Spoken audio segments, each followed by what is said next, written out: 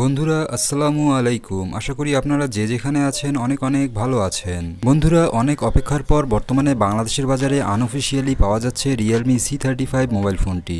আর আপনারা জানলে হয়তো অবাক হবেন, সম্পূর্ণ আইফোনের মতো দেখতে এই ফোনটি বর্তমানে বাংলাদেশে পাওয়া যাচ্ছে 14,000 টাকা থেকে 15,000 টাকার মধ্যে। এছাড়াও বন্ধুরা, অস্থির ডিজাইনের পাশাপাশি এই ফোনটিতে আপনারা পাচ্ছেন 50 মেগাপিক্সেলের ট্রিপল ক্যামেরা, 5000 mAh ব্যাটারি এবং ফুল HD+ রেজুলেশনের একটি ডিসপ্লে। তো বন্ধুরা, আজকের ভিডিওটিতে আমরা Realme C35 মোবাইল ফোনটির সকল খুঁটিনাটি বিষয়বস্তুগুলো নিয়ে আলোচনা করব এবং ভিডিও শেষে আপনাদের জানিয়ে দেব এই ফোনটি আপনার জন্য বেস্ট ভ্যালু ফর মানি হলো কিনা। আর বন্ধুরা, Realme C35 মোবাইল ফোনটি আপনার ভালো লেগে থাকলে অবশ্যই আমাদের ভিডিওটিতে একটি লাইক দিয়ে ভিডিওটি প্রথম থেকে শেষ পর্যন্ত দেখতে থাকুন।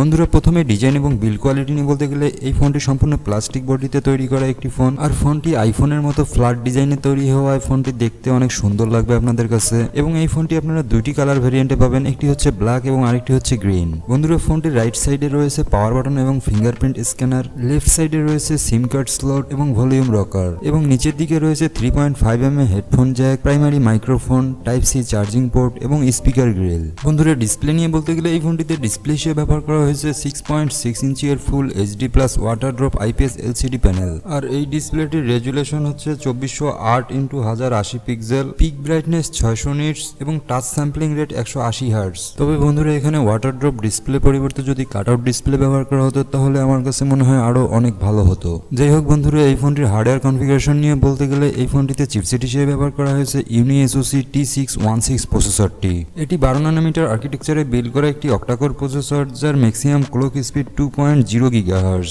এবং জিপিইউ হিসেবে এই ফোনটিতে পাবেন মালি G57। র্যাম এবং স্টোরেজের কথা বললে বন্ধুরা, এই ফোনটি বাংলাদেশে একটি ভেরিয়েন্টে লঞ্চ করা হয়েছে 4GB র্যাম এবং 64GB ইন্টারনাল স্টোরেজ। আর এই ফোনটির র্যামের টাইপ হলো LPDDR4X এবং রোমের টাইপ হলো UFS 2.2। আর এখানে দুটি সিম কার্ডের পাশাপাশি একটি ডেডিকেটেড মেমোরি কার্ড ব্যবহার করার সুবিধা রয়েছে। এবং এই ফোনটিতে আপনারা 1 TB পর্যন্ত এক্সটার্নাল মেমোরি কার্ড ব্যবহার করার সুবিধা পাবেন। তো চলুন জেনে নেই এই ফোনটির ক্যামেরা সেকশন নিয়ে।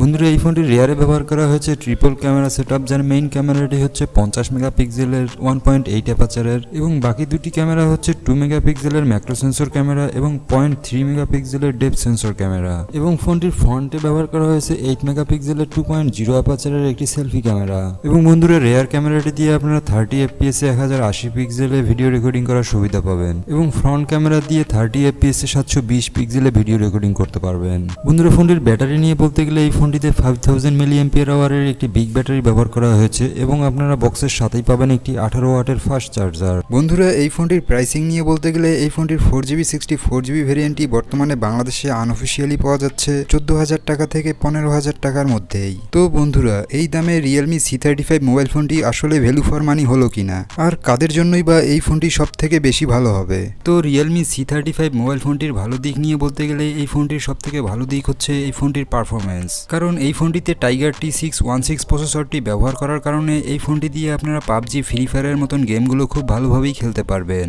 অপরদিকে এই ফোনটির খারাপ দিক নিয়ে বলতে গেলে বন্ধুরা, এই ফোনটির ক্যামেরা পারফরমেন্স এবং ডিসপ্লে পারফরমেন্স আমার কাছে ততটাও ভালো মনে হয়নি।